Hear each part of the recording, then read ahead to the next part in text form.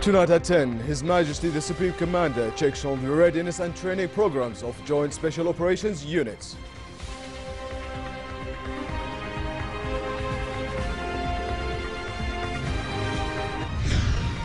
Bahrain and Sudan sever ties to Tehran in a growing diplomatic row following Saudi Arabia's execution of a prominent Shiite cleric. And tension runs high on the Lebanese-Israeli border after Hezbollah bomb attack.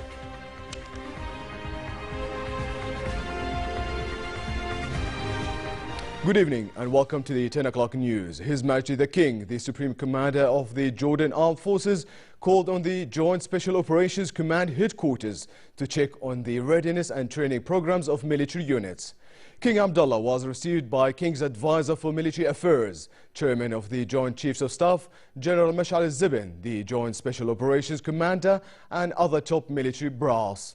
The King discussed with the Army Chief a number of issues of concern to the armed forces and was reassured on the combat preparedness of the various units. The Supreme Commander also toured an exhibition of up-to-date weaponry and equipment used by Joint Special Operations Forces. He commended the troops' professionalism and high morale. Border Guard troops last year received a total of 16,997 Syrian refugees crossing into the kingdom to flee the war in their country. A statement by the Jordan Armed Forces Arab Army headquarters said the Border Guards had provided the displaced Syrians with the necessary needs and transported them to the refugee camps. In the past 24 hours, Border Guards escorted some 86 Syrians. The statement also said troops along the frontier had seized large amounts of weaponry, ammunition and drugs and thwarted many infiltration attempts. It said 1,473 pieces of weapons, 6,659 various bullets and about 70 million Captagon pills and other drugs were seized on the border last year. The Armed Forces Command statement also reported a total of 85 infiltration attempts by 132 people had been foiled last year, vowing to respond firmly with all force to any attempt to undermine the kingdom's security. Bahrain and Sudan cut all ties with Iran, and the United Arab Emirates downgraded its relations. Saudi Arabia earlier broke off its ties after a mob stormed its embassy in Tehran. It said that its diplomats have evacuated the Islamic Republic via land following the kingdom's execution of the Shiite cleric Nimr al-Nimr that triggered a furious response from Tehran and Shiite communities worldwide. Saudi Arabia on Saturday executed Nimr and 46 others on terrorism charges. The Saudi General Authority for Civil Aviation halted all flights to and from Iran. Saudi Foreign Minister Adel Jubeir said Riyadh would also halt commercial relations. He blamed Iran's aggressive policies for the diplomatic action, referring to years of tension that spilled over on Saturday night when Iranian protesters stormed the kingdom's diplomatic mission in Tehran. The cutting off of diplomatic ties with Iran is a reaction to Iran's aggressive policies over the years and in particular over the past few months. We decided to cut off all diplomatic relations with Iran. We will also be cutting off all air traffic to and from Iran. We will be cutting off all commercial relations with Iran, and we will have a travel ban against people traveling to Iran. Any Muslim who wants to come and perform the Hajj or come for Umrah to visit the holy places is welcome to come. The Saudi minister described Nimr al-Nimr as a terrorist and blamed Iran for the recent escalation and tension between the two countries. The Iranians and their allies have been pushing and promoting terrorism and recruiting people, inciting, providing weapons and explosives to people, and Nimr was one of them. The Iranians have to act like a normal country. They have to decide, are they a nation state, in which case they should act as one and respect international norms and treaties and laws and conventions, or are they a revolution? And that's the issue for them to decide. France called on Saudi Arabia to reduce tension, and Germany said the two countries should talk to each other and use all options open to them to improve their relations. German government spokesman Stefan Siegbert urged both countries to engage in dialogue, but he added that the recent events in Saudi Arabia will not have a direct influence on Germany's export of arms. A foreign ministry spokesman said Germany is not planning to impose any sanctions on Saudi Arabia after the kingdom's mass execution. A French government spokesman urged Riyadh and Tehran to de-escalate tension. He told reporters after the first ministerial meeting of the new year, what's happening between Saudi Arabia and Iran calls for vigilance on France's part. In Iraq, at least 2 Sunni mosques were bombed and partly destroyed in Hilla city, south of the capital Baghdad. Prime Minister Haider al-Abadi ordered the provincial authorities to chase the criminal gangs who attacked the mosques.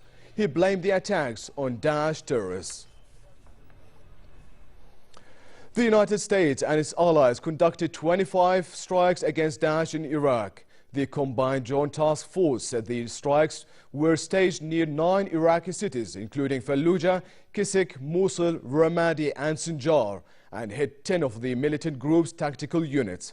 They also destroyed numerous fighting positions, bunkers, weapons, and heavy equipment used by the group. Hezbollah group said it set off a bomb targeting Israeli forces at the Lebanese border in an apparent response to the killing in Syria last month of a prominent commander of the Lebanese militia. The bomb attack triggered Israeli shelling of southern Lebanon. Israel's army said the blast targeted military vehicles in the Shebaa farms area and that the Israeli forces responded with artillery fire. It made no mention of casualties. Hezbollah named the group that had carried out the attack after Samir Qintar. They accused Israel of killing Qintar in an airstrike in Syria and vowed to retaliate. Lebanese media said the Israeli shelling had hit the nearby town of Al-Wazani and other areas with initial reports of injuries and damage to homes.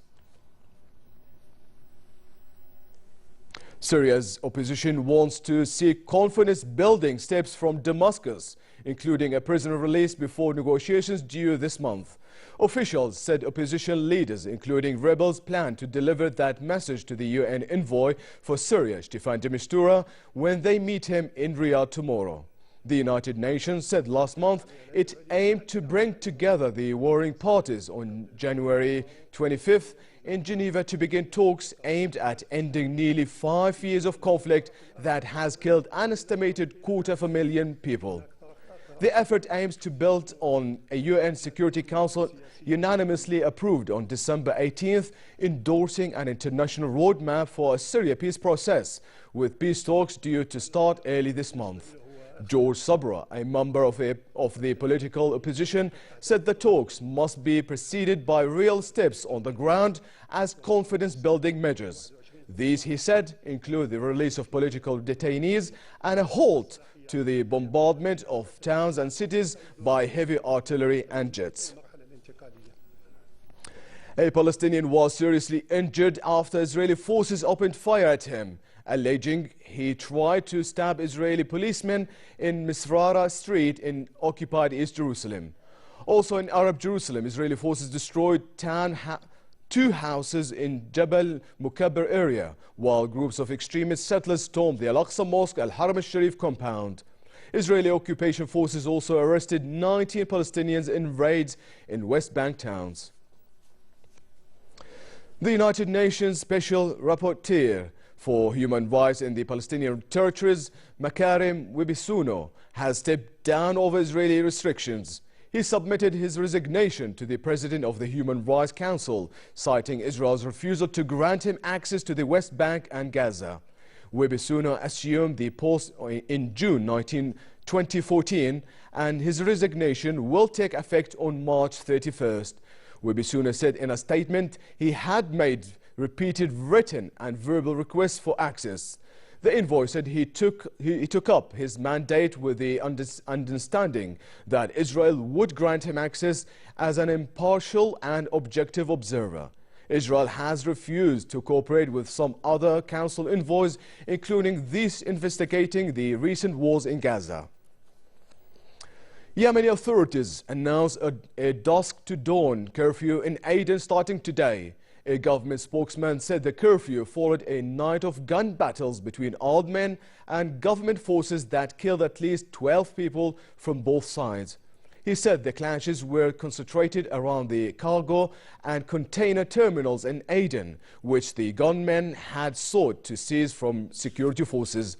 The spokesman said 8 members of the security forces and 4 gunmen died in the clashes, adding that the security forces managed to secure both terminals late last night.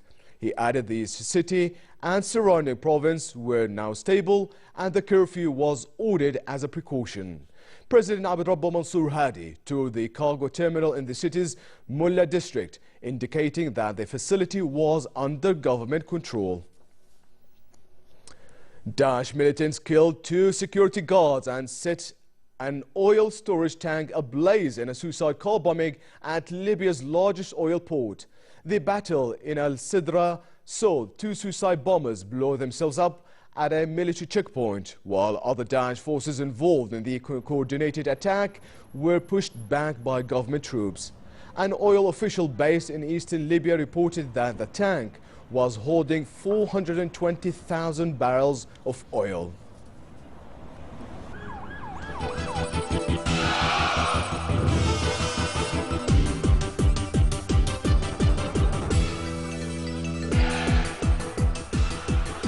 Lionel Messi, Neymar and Andres Iniesta visited a children's hospital after Barcelona held an open training session as they prepared to face Espanyol in the King's Cup. The players gave out gifts and autographs to delighted children and parents as part of the club's traditional New Year hospital visit. Barcelona will look back at 2015 as one of the greatest years in the club's history, as they scored a record 180 goals, winning 5 trophies, including La Liga, the Champions League, and the Club World Cup.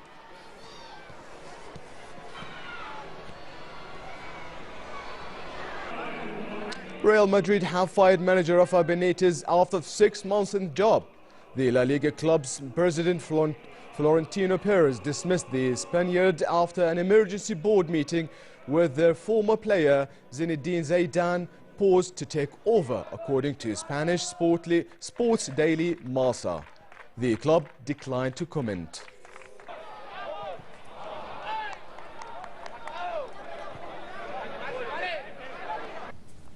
And world number 2 Andy Murray was satisfied with the start to his session after romping past France's Kenny Doe Shepard 6-2, 6-2 at the HOPMAN Cup in Perth, Australia. Murray, who led Britain to their first Davis Cup triumph in 79 years just over a month ago, took under an hour to seal victory at the mixed team event. Murray will next meet Australian number 1 Nick Kyrgios.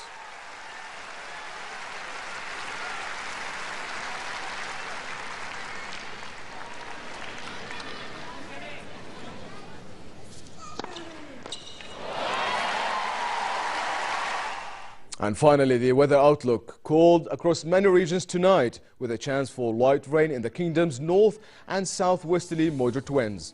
Freezing is also in the forecast for the Badia region. Similar conditions will continue tomorrow, with southwesterly winds picking up in the afternoon. The Gulf of Aqaba should expect fair conditions tomorrow, with northerly moderate winds and calm seas. Next are the lows and highs for tonight and tomorrow.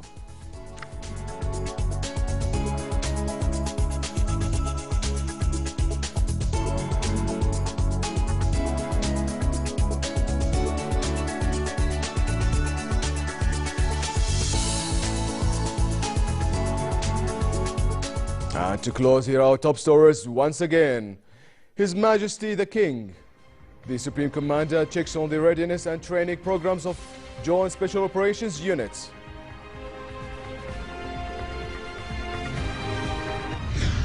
Bahrain and Sudan sever ties to Tehran in a growing diplomatic row following Saudi Arabia's execution of a prominent Shiite cleric.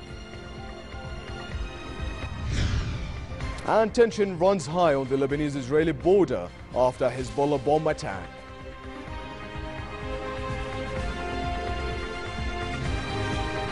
And with that, we come to the end of tonight's news. I'm Balkar. Thank you for watching and have a good night.